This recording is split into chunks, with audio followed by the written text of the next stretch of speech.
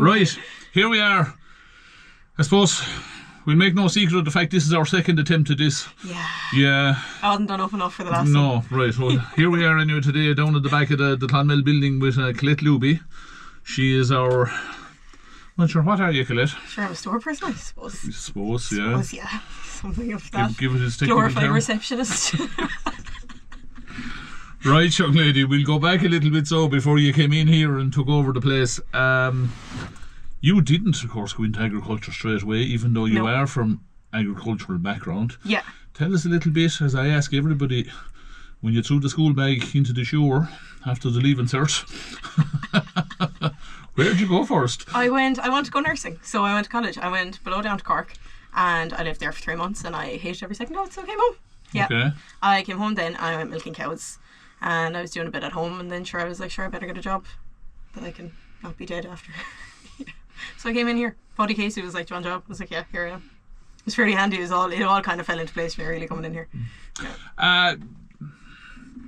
You kind of give it a shortened version there. No, it wasn't quite as simple as that. Wasn't. You were milking cows and you were reasonably content at it. I was. I loved it. It was great. But I found I love going away on the weekends. I just love going away with my friends, really. So you like your time off, like all of us? I do, yeah, the weekends. And I suppose this job kind of facilitated me to be able to...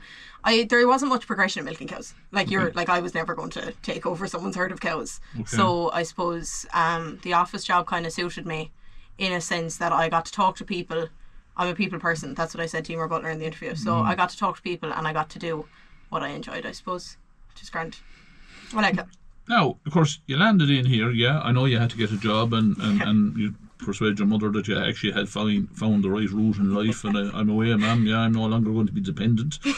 But you really did come in here not knowing what you were going at. Not a clue, no, hadn't a notion. I wouldn't have known a whole pile about machinery at all. I suppose you'll see the difference between myself and Pat being inside that I was reared with computers. So I suppose I took to that side of it very well. And I suppose I got very lucky as well that he had started the same day and Claire did too. So we were all kind of new to it, but he had started in the stores the same day. So between the two of us, we always said we make up one good store person. He knows the parts and I know the computer. Yeah. Right, well of course that brings us then into the second piece of this. We never had, that's not strictly true. No, we've had women working in the place before, but I suppose it's been a while, and suddenly we have two young girls arrived in. Yourself and Claire arrived in and started the same day, and like it certainly was a culture shock for all the fellas working in the place, because traditionally it is a male orientated sport, right? Yeah, okay, the whole farm machinery side of things, but here were the two ye landed into a team of fellas, like that had to bring its own. Aside from the job, it had to bring a bit of a culture shock to the place. It did. Myself and Claire got very lucky that we started the same day and got on so well. I think we'll take the likes of Tilly or Tara above and Leash. I suppose they went in blind, whereas I had Claire, so it really worked out for me in that sense. And I was automatically comfortable. Show that kind of way. And I think everyone here was they came around to us really quickly. I don't know. I think as well, coming from farming backgrounds, you're used to men. It worked out really well for us. I really did land on my feet. Yeah. Look, we have a young team here in the workshop, and in fairness, the young lads are the best to adapt. I suppose it's the older lads, me included in that bundle. You know what I mean? And suddenly go, oh, good God! Now we have another problem to deal with. Yeah.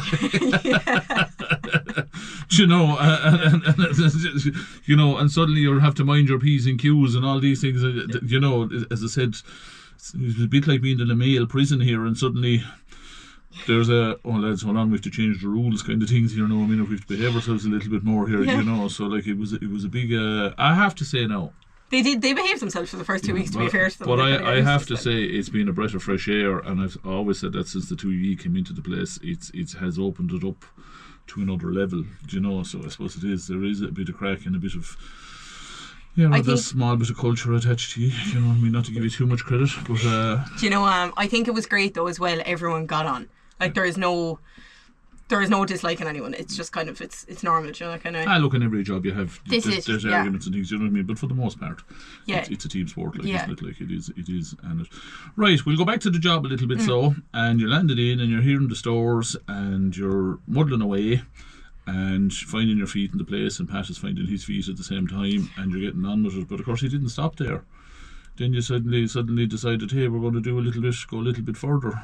Yeah, so we went in, again, myself and Claire, because linked at the hip, went and did the sales course. So that basically it was to progress sales in the stores. I was selling parts and she was selling labour, essentially, because she's in the workshop office.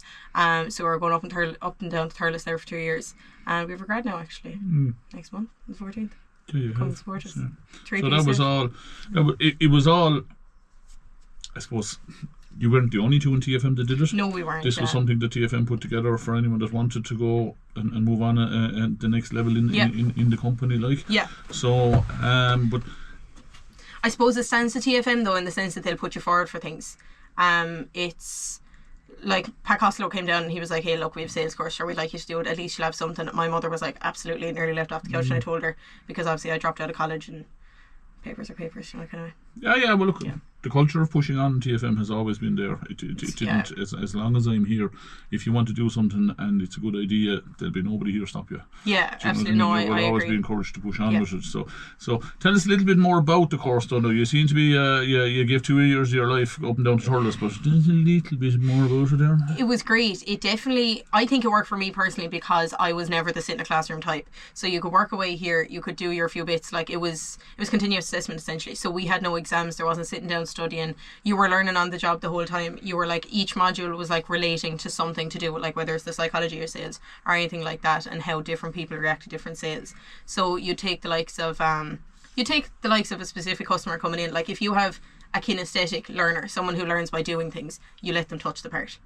If they can hold it, they're more likely to buy it. It's all different kind of small things that will make a sale go further. Okay. Yeah. I thought that was very interesting. That was probably my favourite part of it. I didn't actually know that. No. Yeah, there you go now. So the next time you have a kinesthetic learner, put them into the tractor, let them drive it. Well, I would be a big believer in that. Yeah, a demo is the best, a lot of farmers sale are, that you will ever do. Like, you know, put a man into the seat of it for 5 minutes and suddenly... And I'd be like that myself. There you go, yeah. Have to see you find that though, like as a mechanic, you would, like a lot of them would be like that in that way. Like you adapt to different people's behaviours and stuff, and that's how you make a sale. Right. Well, you graduate from that course next month. Next month. Yeah. How long are you here in total now? 4 years. 4 years. Well, 4 years in March. Yeah. Coming on now. You're getting used to it. Right. What next for Collette Looby? I suppose. Well, look, I'm happy in the job, and we're in the middle of stock checks, so I'm going there. Stock take is always a good thing to test your loyalty to any job. Yeah. It's stuck over now. It's more stubbornness really than I'm sitting here through it now. No, so we're in the middle of a stock take now at the minute. We'll come on to Christmas, we'll be quieting down. We'll have a big boost in the Christmas toys, so we have lots of calls coming in the minute. But I suppose I was talking to Brendan on it. When I came into my interview, I was like, what progression's in the job? And within the company, it's a massive stand to the company to see how much progression is within the job. It's great to see how many people actually retire out of this job. I mean that in the sense of like people stay here their whole lives because they're encouraged to continue and grow and go to different parts of the job.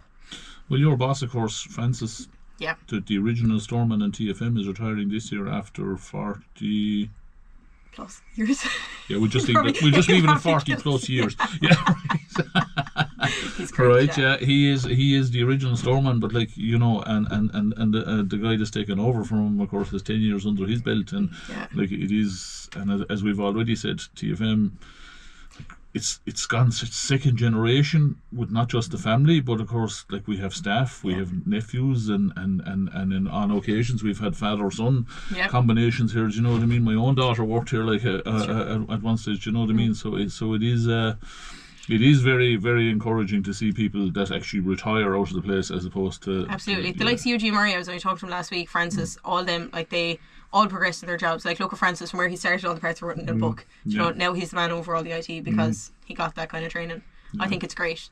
I'll miss him now when he goes. Yeah. Look, you know, and nearly everyone in the place, like even our own manager, Pat Costello, started as an apprentice, as he says himself. I washed Jimmy Butler's car when I started first. Like, you know what I mean? And he's now the main man. You know what I mean? It is a very, very healthy sign of any business. So it really is. I agree. Okay. Well, that's enough about Collette Looby progressing in TFM.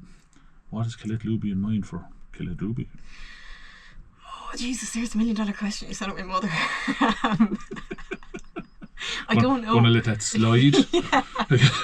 I don't actually know. I I haven't gone that far because I can't see my life away from here at the minute. I would definitely. Well, I know you did talk about travelling, like, is that something that you, and that's always encouraged here in TFM, to go and get a year or two under your belt. Like, you know, Joe has always been a big advocate of that here in Clonmel, especially.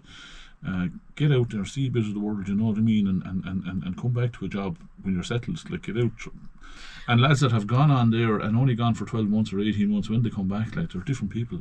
You know, well, now I'm a real home bird. I like being at home. So if I was going somewhere, you like being waited on hand and foot, really. Absolutely, yeah. It's great. The mother washing my clothes. You know? Yeah. No, I'm joking. She doesn't.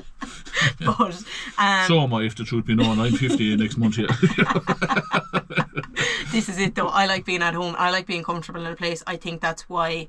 I think people get comfortable here real quickly. I think that's why I'm happy here, because I'm so comfortable. I do want to go to America next year for 3 months, maybe Canada, depends how Trump goes with all that. We'll see. But I come back, you know, and I think it would be for travel. Like, it wouldn't be for work purposes. I'd be going for like a holiday. I'd still come back to what I know. Yeah, it wouldn't be your plan to go and. No, I'd never live away from home. Okay. I like being here. Nice. Yeah, it's great. Okay.